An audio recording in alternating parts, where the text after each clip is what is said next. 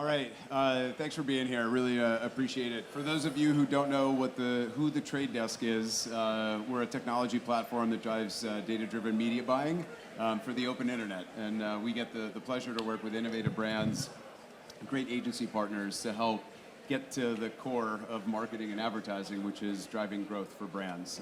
So that's what we're going to dive into today and talk about how that whole ecosystem of partners works together to drive that growth. And the thing I'm most excited about is talking about the marriage of brand and acquisition today, because it's a science that not many have cracked really well, and I think you guys have done some incredible work there. So let's just start off with introductions. Dan Ackerman, Vice President of Client Development at the Trade Desk. Maybe Angela and Paul just talk a little bit about who you are, but what you do.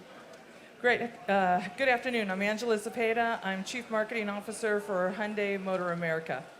Hi, good morning, everyone. I'm Paul Woolmington, a partner of Angela's, founding CEO of Canvas Worldwide, Hyundai's agency, and a great partner of the Trade Desk from the early days. That's right. Yeah, thank you, Paul. So this is we're on the beach, we're at a creative festival, but also I think a time to celebrate a little bit. I remember when Hyundai first entered the U.S. market just under 40 years ago, but the last few years have been, I think, an incredible growth story and a transformation story in how that brand resonates with U.S. consumers. And the recognition of not only design, but your advancements in EV technology. And it was not surprising to me, because I've seen how you've done it in market to become a top 3 auto manufacturer.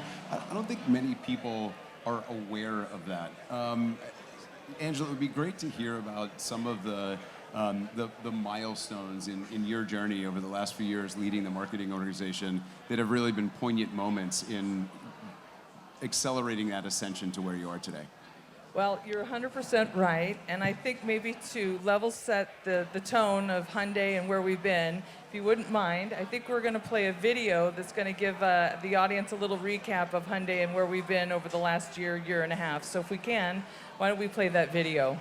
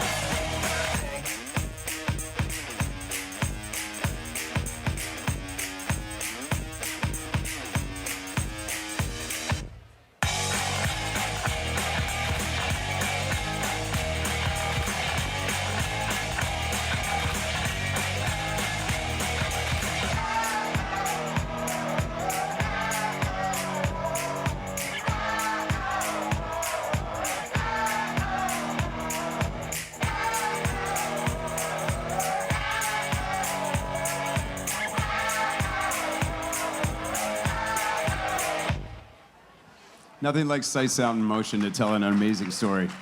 Thank you. Yeah, I think a lot of people might be surprised at that entire story of Hyundai. And probably 3 or 4 years ago, if you're in the United States, you wouldn't have known that story. And it really is amazing. Hyundai's only been in the U.S. for 37 years. And while you might know the name Hyundai, very few people know about the history of the company, what it stands for, and how it really started. And the miraculous thing about it is it's not a new chapter for the company. It really is a whole new book. And a lot of people say, well, why? What happened? And it really was at the end of 2019, a couple of things came together. It isn't that I became CMO of Hyundai, although I'd like to say that was part of it. That was just serendipitous. But one major thing that happened was the grandson of the original founder of the Hyundai Motor Group became our executive chair, E.S. Chung. You saw him mentioned there in the end of the video. He's been now mentioned as one of the leaders in the automotive category.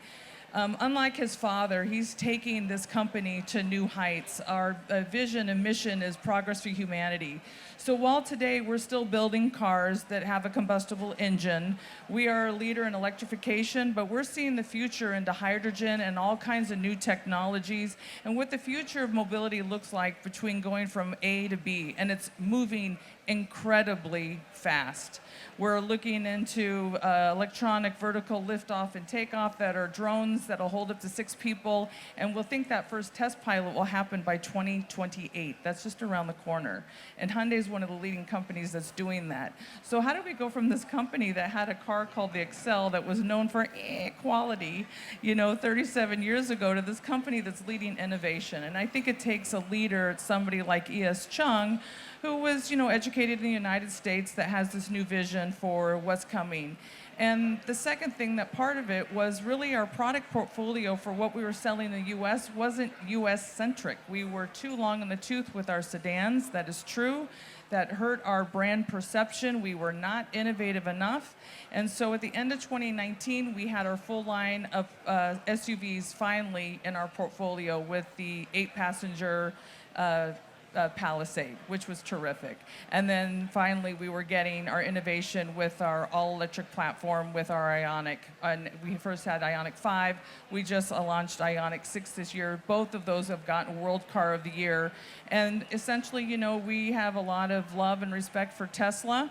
They're now giving us new pain in our hearts because they've lowered their price. They're now coming into the mass market. But we think we have a buster because it's actually a competitive car that actually does exactly what Tesla does, but the total cost of ownership and the ease of ownership is a lot better with actually a Hyundai. So if you want a car, you can call me or see me after this panel. But that's the big difference. But the story is a big one, and we have a lot to tell. But we're starting to tell that story, and in fact, if you saw what we did around the Super Bowl, is that when we launched our Ioniq 6, but we do things a little bit different around Hyundai. We see ourselves as a challenger brand. We do things a little bit differently than our competitors. We actually launched this spot on TikTok, and then we put it on the AFC and NFC championship games, but we did a Super Bowl-esque spot starring Kevin Bacon and his daughter Sosie, who have a huge social following. And I'm just going to play that for you right now, just to give you a sense of how we actually show up as a brand these days. So why don't we play that Ioniq 6 spot?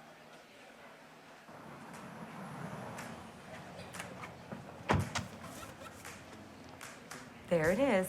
My dad went EV. It's electric. Don't be shocked. The guy who's eternally locked out of his email is going EV. Ooh, nice car. Actually, it's an EV. Rhymes with car. Look, EVIP parking.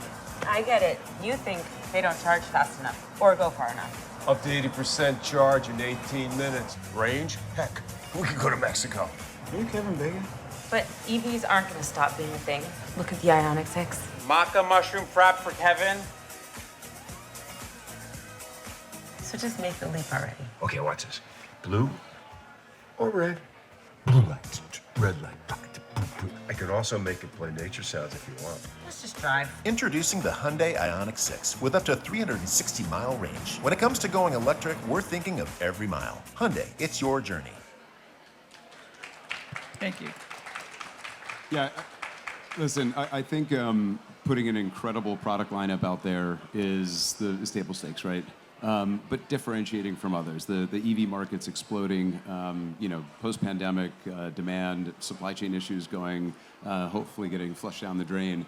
Can you talk a little bit about how you orient your team, how you partner on that differentiation? I mean, it's creative, but it's much more than that. It's mission. It's how you show up everywhere with consumers. Yeah, it takes a village actually to think through the complexity of the automotive business. We do have several tiers of budget. Consumers might not know that, but we think about that very, very stringently.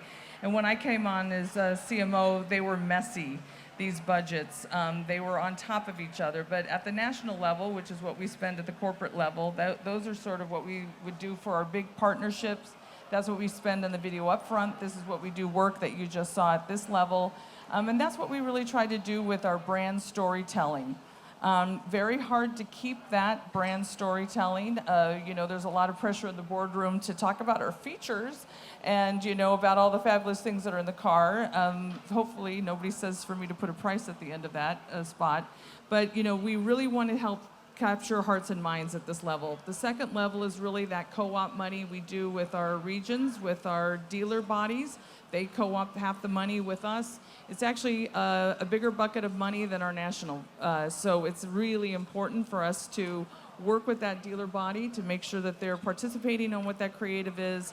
And we actually do very efficient buys with them. Those are local buys. And those are complementary now to each other. That didn't happen for a long, long time. So what we do at the national level is very different now than what happens at the regional level. And so we actually work very closely with our sales and ops teams that where we have inventory issues or where we need to push vehicles, we now work with those teams to make sure that we're doing advertising that speaks to that very specifically instead of doing a peanut butter approach, which I think we did for a long time.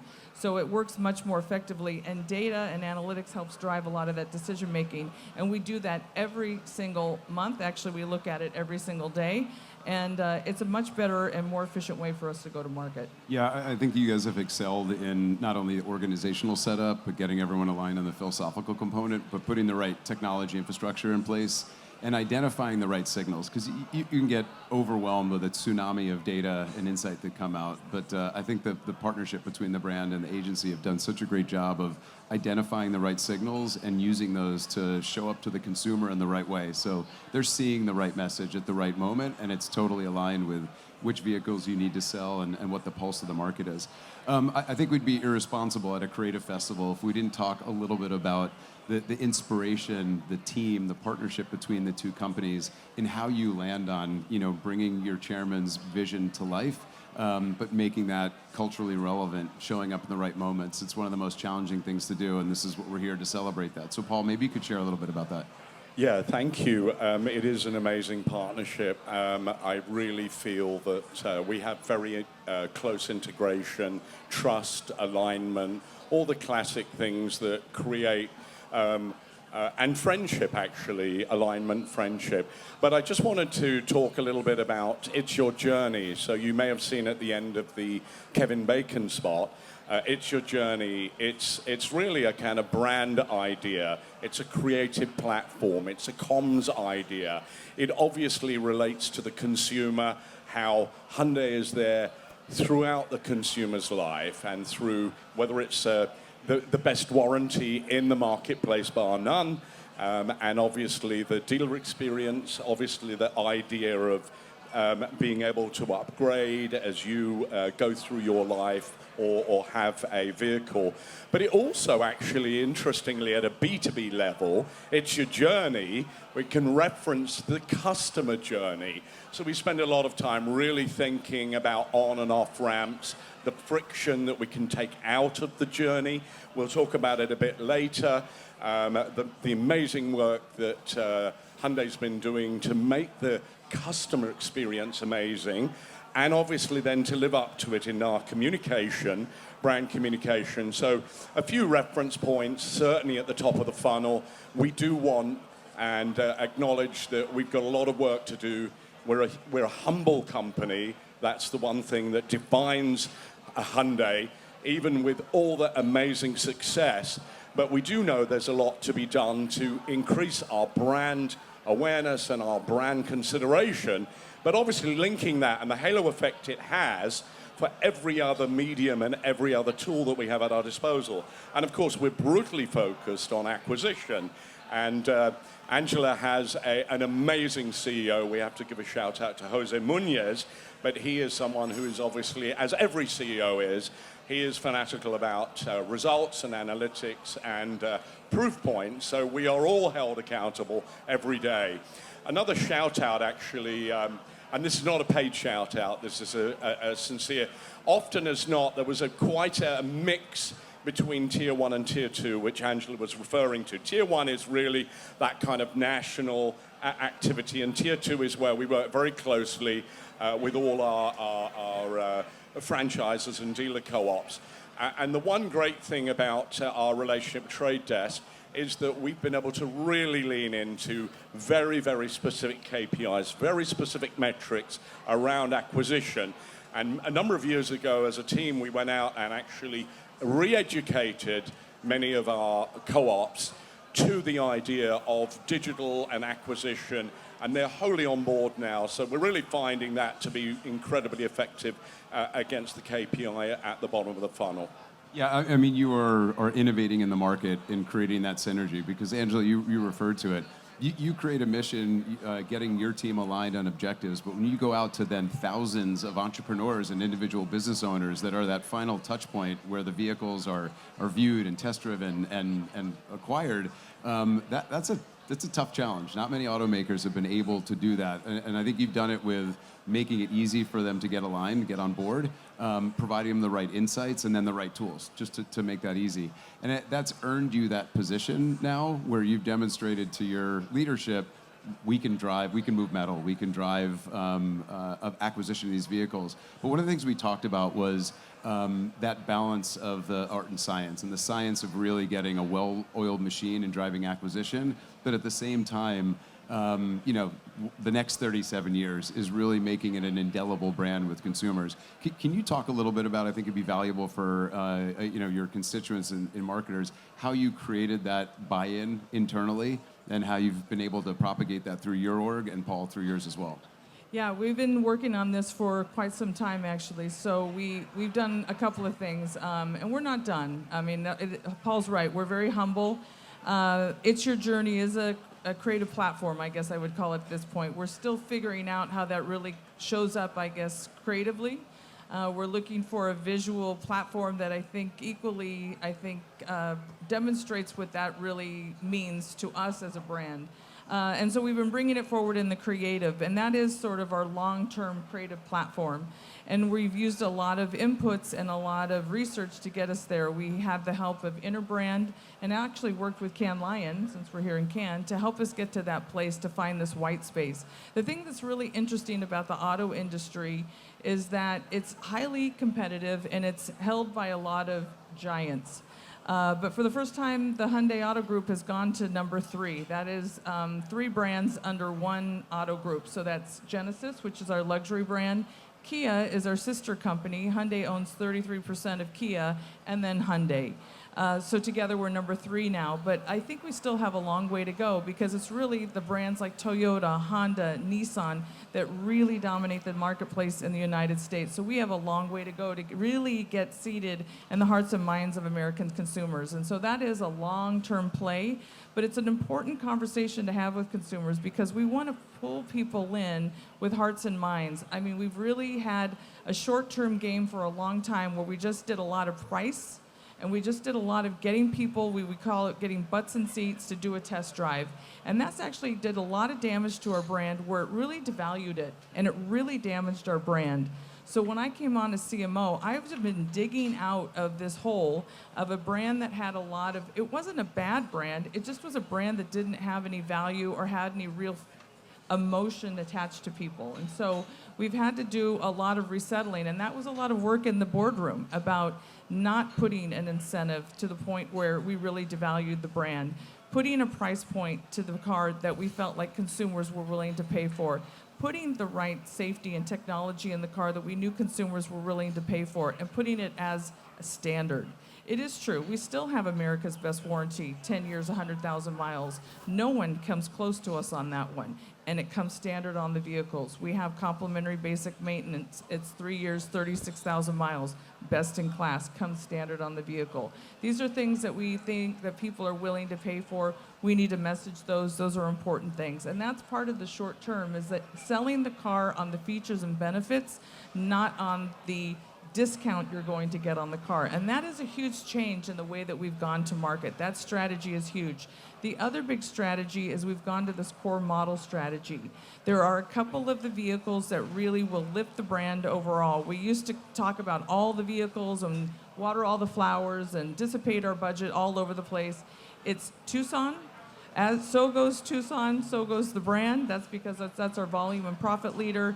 We missed that category big time. We lost it to Rogue and to RAV4. We're getting our butts kicked right now by CRV. Honda came back big time with their inventory, and so those are big. That's a huge category. It's the biggest category in the United States. Our Tucson is a beautiful car. We need to win that category, so it's an important category. The other big one for us is Kona. This is the small entry vehicle, and is growing for us. And then it's kind of a combo. It's Palisade for the large segment SUV, but it's all of the electric vehicles, which is a halo. So, we focus on those at the top tier, and then all the other vehicles, they get the love at tier 2. And we never did it that way. We would just, oh my God, what's not selling? We'll put that at tier 1. And it used to be a fire sale every month. So those things, now we use data to help inform those decisions. We go into the boardroom, we all agree. It's much more regulated, much more governance oriented. That's because of how our CEO runs the company now. He's an operations genius. And so I think all of that rigor has helped us in how we spend our marketing dollars. The investment and just I think the expectation of how data and insights drive the business, using technology to do it, puts you in a lead position. But you referenced there's some 800-pound gorillas that you're competing with that have seemingly endless budgets. So just throwing money at it all the time, that's not going to create that separation. You guys have done some really innovative partnerships, not only in the way that you can see and buy the vehicles, but the way that you've shown up in really interesting cultural moments. Would love for you to share a little bit about how some of those have come to life and how that's contributed to what you were just talking about. Yeah, we do this together. So and you want to maybe start? Absolutely. I think we do look for the cultural moments, the cultural resonance, where it's use of amazing talent to obviously where we turn up, how we turn up. We obviously have a number of platforms. We have a strategy, particularly at the tier 1, where we prefer fewer, deeper. It's a strategy that we've really built together, and it has meant that we have some great strategic partnerships. So for the last couple of years, we've had a very deep relationship with Disney. And in fact, Disney is celebrating its 100th anniversary. And Hyundai was announced as its first strategic partner in that journey, pun intended. And some amazing work that Angela and our collective teams have been working on that. We also have a very deep relationship with Amazon, obviously, and the Amazon relationship isn't just an advertising relationship. We can, if we've got time, we can definitely reference that we've got exclusive in category, and again, a very extended team had built a showroom in the Amazon environment, knowing that there are so many people coming to the Amazon showroom with all availability of product. As I think it's a statistic, over 70% of the people that come don't necessarily are maybe new to the brand, younger, more affluent. And of course, we understand how powerful the Amazon ecosystem is. So these are a couple of examples. There are a number of others that we could, but maybe I'll hand it back to Angela, because obviously you can maybe build on those two and add others. But certainly Disney's been a really interesting journey with very, very unique new things that we've done with them. Yeah, Paul's absolutely right. We took our partnerships really seriously. And we look at a lot of partnerships, but Disney's one. It's the second time we've worked with Disney. The D100 was important to us, and we can share a spot in a second, which I think we will. But it is interesting. We also did the first time with Disney. We have a D100 Platinum Edition car. It's our Ioniq 5. It's the first time we worked with Disney Imagineers. It's the first time they worked with an outside creative entity, which was pretty cool. That'll be available this fall. And Amazon showroom is still live. We're the only OEM that has all of our dealer inventory on the showroom. A lot of people ask us about that. Why would you sell on Amazon if you have dealers? Well, our dealers are still part of it. You will be then, if you shop on Amazon, you will then be transferred to a dealer through a Tier 3 connection. It's not Amazon perfect today. It's getting there better and better, but our dealers are still very much part of our ecosystem. But the reason for going with Amazon is because that's where people shop. So why wouldn't we be where those shoppers are every day? And Paul's absolutely right. 77% of the people who see that inventory on Amazon have never been to HyundaiUSA.com, never saw our brand, never looked at our cars, never even considered us. It's pretty amazing. And they are younger, they're more affluent, and they're more apt to buy an electric vehicle. So we actually think that's been pretty amazing. It wasn't really a digital retailing activation, which is what we thought it was going to be at the beginning. It really has ended up more like a brand campaign. So pretty fascinating. The other one that's big for us is Sunday Night Football. We've been big for football for a long time. People ask us about this a lot. It's linear TV. Why are you guys still in linear TV? Well, you know, it's because we still have a lot of awareness to build. It's really the big play we still buy in, and that's because live sports is still the thing people tune into. So we continue with football, and we continue to invest in that. And then the other big one for us, I know it also sounds a little strange, but we have a big partnership with iHeart. And I know audio sounds funny when you're selling sheet metal, but the truth is people drive a lot in their car, and we've actually been able to do a lot of activations on site with their concert series, and it's actually been a really good partnership. So we continue to look on how we can deepen our engagement. But if you guys wouldn't mind, I'll show you one of our spots from our Disney campaign. This is just launched, and this is taking a little Disney magic where our two sons showed up with a family. So let's take a look.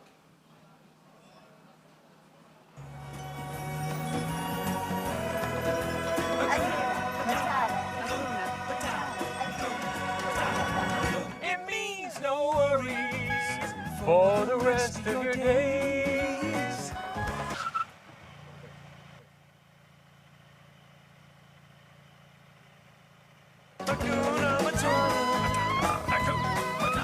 You've seen this, right? The Hyundai Tucson. There's magic in the journey. Come on, all together. Kuma Natada. Yes, love it. Angela, thank you so much. This was great. Paul, thank you. Really appreciate it. Thank you. I would love to just wrap it up with one thing. And if I've learned anything about being partners with you guys, is you're never done.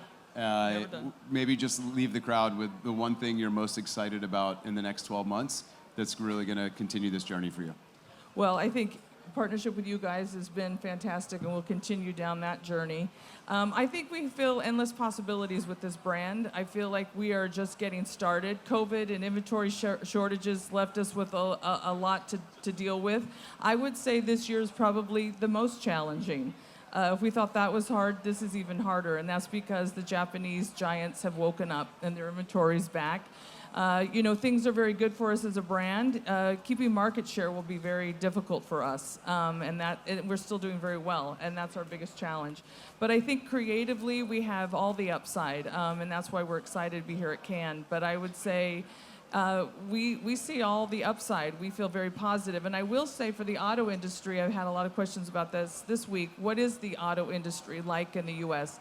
Even with interest rates rising and car payments being difficult for some consumers and many, the industry is up. I think there's pent-up demand. People are still trying to look for that one car that they may not have gotten it over the last 24 to 36 months. We continue to see that moving forward. And so that is actually a good thing. We think that's a good thing, but I think we find that very optimistic. And we're continue to invest very heavily as a company, so we feel very optimistic overall, even with the challenges. So I would say all upside, and I think there's a list of over 100 things I'm optimistic about. So it's hard to pinpoint one, but yeah, it's a brand that's on the move, and we have a lot of exciting things coming even in the short term. Thank you for spending time with us. Thank you, everybody.